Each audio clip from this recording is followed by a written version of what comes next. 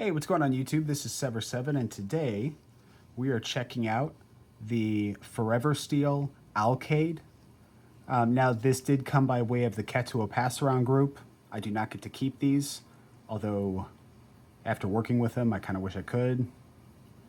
Not sure which one I like more though. The Blurple's pretty sick, but plain tie is just my default go-to, right? That's with the ultimate goal, of course, of seeing what's worth adding to your collection or your daily carry rotation. Now, this was designed either by Forever Steel or their partner Deck Links, and then this is OEM'd by Forever Steel. So normally we would jump into the scales, but we have far more interesting things to jump into. So we're going to do kind of an overview first, and for that we will use the Blurple. So all titanium. But as you can kind of notice, it looks like we have the potential for a lot of moving parts here. And that's because we have a lot of moving parts here. So the easiest way to go through it is just to kind of walk you through it. The first thing I'm going to do is I'm going to unlock it. So now that it's unlocked, I can pull the blade out. Let me actually set this guy off. There we go.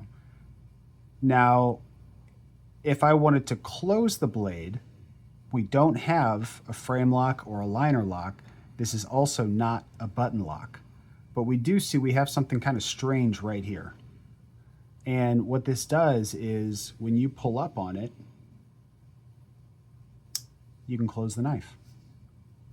All right, so this part we have figured out. If you just want to use it as a knife, make sure it's unlocked.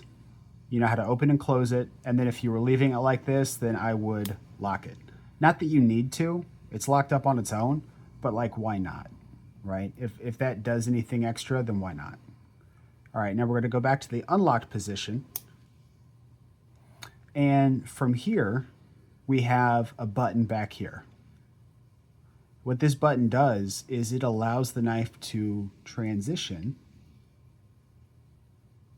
into a push dagger. So theoretically, I could hold it like this. It'll pack in my hand, giving me, you know, some brace for like if I were to hit something, it would hit my palm and not, you know, anything else. But I could use this as a push dagger. And once you're in a given position, you want to lock it up. And this means if I push the button, this doesn't go anywhere. There's also no wiggle or shake or anything like that. Not to sound cliche, but this is literally a bank vault. So now let's say I want to disengage it. I'm going to take the lock off. I'm going to push the button. That brings me back to EDC territory. And then from there, I can pull up. Here, let me give you guys a better view of that. I can pull up. It's kind of hard to do it this way. But you basically pull up on that and then you can fold it down. Now, this doesn't have like the best fidgetability per se. Well, I mean, I guess you could kind of do one of these. This is kind of nice. Yeah, this is kind of dope. But yeah, it's not going to be the most fidgety thing. You can flick it out. You know, there's not really a way to fidget with this that I'm aware of. You pretty much just grab it. You can't slow roll, which is really satisfying to do. That's probably how I would fidget with it. But yeah, that's kind of a walkthrough of what the knife is capable of. So now we're going to jump into kind of the regular flow and then talk about it, like what my thoughts are more at the end. So as I said, as far as the scales go, all titanium. We've got this really nice, huge kind of, I don't want to call it a, it's like a shell that houses some of the mechanics of the knife, right? A lot of the magic happens in here. The Blurple looks fantastic. It's Blurple all around on this. We've got the Blurple Anno for the bolster area on both sides. And then we've got some Blurple Anno right here on whatever this thing is. I believe these are an M390, and I would be correct. These are an M390, and there's the Forever Steel logo. As far as the blade goes, we've got a flat grind, really handsome swedge right up top. I'm a big fan of swedges, as you guys can probably tell by now. And even this adds some aesthetic flavoring. One thing I could say about Forever Steel is that anytime they do a knife, I can't say that I've seen one just like it anywhere else. Okay, and actually some people might remember this. If you guys remember the Wii Typhoeus, we made a punch dagger that could fold up into regular EDC. But to my understanding, if I recall correctly, it didn't have any way to lock it. And it also could only be used in this position or this position, and it didn't have a closing position. And we charged like $350 some odd for that knife, if I remember correctly. It's been a little while, right? So they're far from the same. This one is much more masterfully machined and crafted than the Wii version was. Like the Wii version was great, and it was plenty popular. But when you talk about just raw machining capability and what it's able to do, Wii's was like a manual, one slide transition. Whereas this one includes a locking mechanism and can be just folded down. Like you could use this just like an everyday carry. You never have to do anything with the punch dagger if you don't want to. Like you could just use this as EDC. But then if the need ever arises, or let's say you're cutting through, some tape and you just want to try this grip out, you could do that too. But with Wii's, it was open in both positions. There wasn't a closing position. So you were either using it as kind of a fixed blade or it was kind of a punch dagger, but it wasn't a folder, right? And that's kind of a big deal because this is roughly the same size as the Wii Typhoeus, but it just has way more tech. Like, look how complex this is. I should have shown you guys this earlier. We've got like some pistons in there, a couple barrels, we've got liners that are disconnected from other liners. There's washers in places. I don't know why there's washers in. Like, we just have a lot of stuff going on here. So as far as the blade, though, like I was saying, it's M390 swedge. We have a flat grind. It's going to be perfectly functional. Obviously, the blade isn't the standout component with this knife, but it's going to be, it's got plenty of belly. You're high on the handle, right? So it's easy to get this down onto a cutting surface and have plenty of clearance. You're pokey, your tip is very robust. Even through the swedge, your tip is incredibly robust, right? So this is going to knock out EDC stuff. As long as you're willing to sacrifice some of the fidgetability and you're willing to close it like that. Now, this is not an argument for me saying that this is an optimal EDC knife, right? I'm not saying like this is the best reason you should have this knife, in your daily rotation. I'm not saying that. I'm simply stating that it's a pretty dope knife to have in general. And I'm just pulling this one out so we can keep it in the punch dagger config, because I know there's some people watching that are like, let me see it in the punch dagger configuration more. So that's right there. But what I am saying with this is that if you want something that's like incredibly complex and way overbuilt, that has like the punch dagger aesthetics to it, you would be hard pressed to find something, that did it as well, if not better than this. You know what I'm saying? So, here, let's do some specs on it really quick. And we'll do a few size comparisons. We're not really going to talk about action since it doesn't necessarily have action. All right, so we have 5.2 ounces. I'm going to see if it's the same for both. Yep, exact same for both. And then we're going to check the length. Normally I don't do this stuff manually because I'm terrible at it, but I don't have it up in front of me, so we're going to go ahead and do it this way. Looks like we're sitting at 2.5. Nope, never mind. Okay, so it looks like we're sitting at, what, 3 3/4 for the blade, and then we're sitting at, we're going to say 6.5 for overall total length. The blade length is going to be the same here, but in the push dagger configuration, we're coming in at about 5 1/4.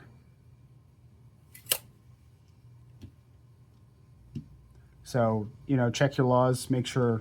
I mean, this is a relatively inoffensive knife as far as size goes. So I would imagine, I mean, yeah, let me just double check that blade really quick.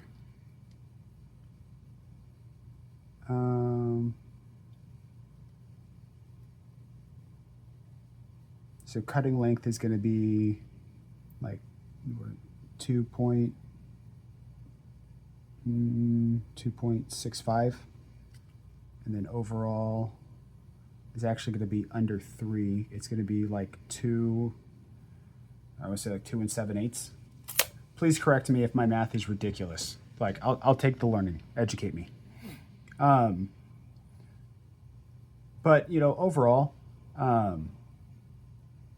this is not going to be like a readily recommendable knife, right? This is very much into enthusiast territory. This is not for the faint of heart.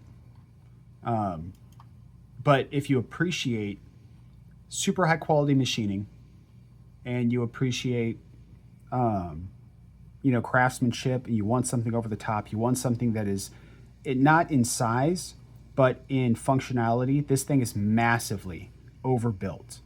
I mean, just in this one knife, you've got mechanisms that you don't typically see. For one, it's a folder push dagger combo. You don't typically see that. It's got this unique locking mechanism up top, which I've never seen this before. I've never seen where you disengage from the you know, from the studs. And I've also never seen this. I assume this is just here for leverage to make sure when you pull it up, you can pull it up and disengage without pushing the blade down automatically. You've got this crazy locking system that will lock the knife. It works in every single position. And even though it's not fidgety, everything on this knife is super smooth. Like everything about this knife is super, super smooth. And it is a bit of a learning curve, but you know, that's kind of part of the adventure, is really getting to know your knife. Let's see if we can get, oh, I see. Okay. So this is holding pressure, and then whenever you pull it up and you get it out of those slots there, then it just rolls around. Okay, let's see if we can't take a look. Hopefully you guys can see this. Now, what's going on down here?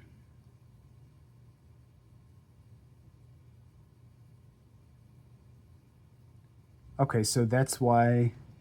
Okay, so that's why the liners are split into 4 sections. And that probably obvious to most of you. I just missed it. But yeah, it's split into 4 sections. That way it has room to actually bend. Because if there were solid liners, you couldn't bend them. So yeah, that makes good sense. And then you have the complete and total shift of these scales sliding down into another position. I mean, it's just wild. Like, this is for like enthusiast knife collectors, but like I could also see a machinist just really like dig this. Like, even if they're not knife related. I mean, I think this is one of those things that you really have to have in hand to appreciate how good it is.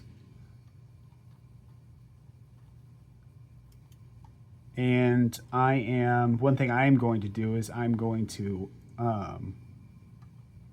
look up the price. Okay, so this thing is sitting at $528.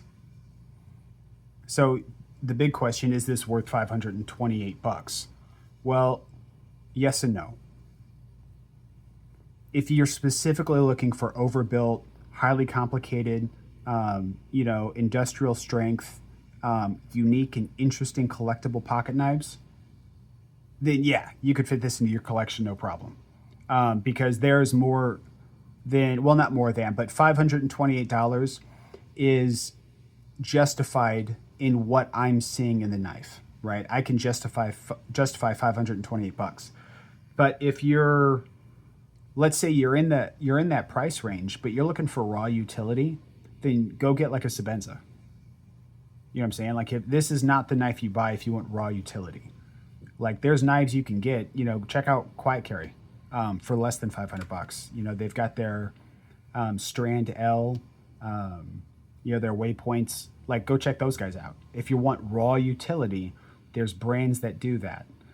That is not Forever Steel. Now, all of their knives can be used utilitarian because their craftsmanship and their build quality is through the roof. So if you want it, you could take any Forever Steel knife and use it for EDC. And you wouldn't be making any sacrifices, no compromises. You can pick it up, use it, and you'd be fine. But about half the cost, I would say, is going towards functionality, and the other half is going to design and innovation. So this knife is very recommendable if you're an enthusiast and this knife speaks to you, right? It has to speak to you. I wouldn't buy this on a whim, but if you look at it or you've watched this video and you're like, man, there's just something about it, I have to have it. Well, then you can put your mind at ease. 528 bucks is a very fair price for this knife. And if you were concerned about it being just a good daily user, don't be concerned. This would be a fantastic daily user. But if you're in this price bracket but looking for something more utilitarian, then this knife is not recommended. You have other things that you can go look at and check out. Quiet Carry being one of them. Chris Reeve being one. Heck, you could look at Hinderers, Medfords, like some of these more classic American knife makers. I know I'm forgetting one. McNeese. McNeese has great knives that are in that same ballpark territory that are just utilitarian, right? And you can even look at Chinese knives for, raw utility for even less than that. Concept, Kaiser, they do a great job. Kubi, they have raw utilitarian knives that you can get for way less expensive. You can get those for like 150 bucks. You can get some for under 50 bucks, right? If you want something specifically overbuilt, like you like the idea of something overbuilt, but you don't want to drop 500 bucks, check out Migaron. Migaron crushes the overbuilt game. The Arma, the Geddon, yes, that was done on purpose. And they just released a new one. I don't know the name of it, but it's going to be on Migaron's website. But, their knives come in, like the Marrow is an amazing knife, and that's like 200 bucks. Some of their overbuilt stuff is sitting between like $300 and $350, right? Which Migaron's pricing is like, those guys are probably charging like 15% less than they should for their knives, if I'm being totally honest. So, but yeah, that's all we got for today, guys. So if you liked it, like it. If you love it, sub. And until next time, guys, peace.